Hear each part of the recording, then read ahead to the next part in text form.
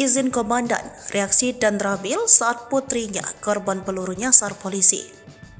Anak dan Ramil jadi korban peluru nyasar anggota polisi di SPBU Kendari, Manado pada Selasa, 30 Januari 2024 pukul 10.30 waktu Indonesia bagian Barat.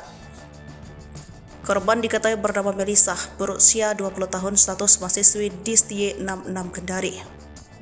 Melissa merupakan anak pertama dari dan Ramil, Tuminting, Manado, Sulawesi Utara. Melissa telah mendapatkan perawatan di rumah sakit di Kendari akibat luka tembak. Polisi langsung gerak cepat mengungkap kasus tersebut. Berdasarkan keterangan polisi, terungkap bahwa pelaku merupakan oknum polisi. Saat kejadian, Melissa bersama temannya berinisial IP alias Bocil dan BL. IP mengatakan pada saat itu dirinya membawa mobil BL duduk di sampingnya, sementara M duduk di belakang. Ketika di perjalanan, M meminta singgah di SPBU karena ingin buang air kecil. Saat BL masuk dalam mobil, kemudian datang dua orang menggunakan motor langsung menembak korban. IP pun kemudian melihat Melissa mengalami luka karena tertembak, hingga akhirnya IP berencana membawa korban di rumah sakit. Saat ini Melissa sedang dirawat di rumah sakit Ismoyo Korem, Kota Kendari. Ia mengalami luka tembak di bagian sebelah kanan dadanya.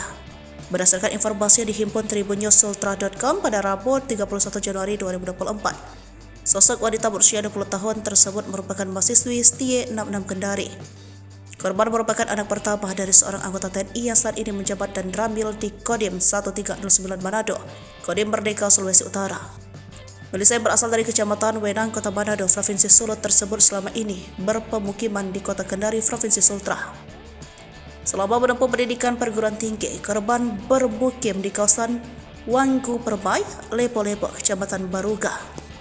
Sementara itu, dari pantauan Tribun Manado di Koramil 1309-01 STB terlihat anggota tetap melakukan penjagaan seperti biasa. Terdapat dua anggota stand melaksanakan piket pekerjaan hingga pada 1 Februari 2024. Salah satu anggota membenarkan jika dan Ramil saat ini tidak berada di tempat kerjanya.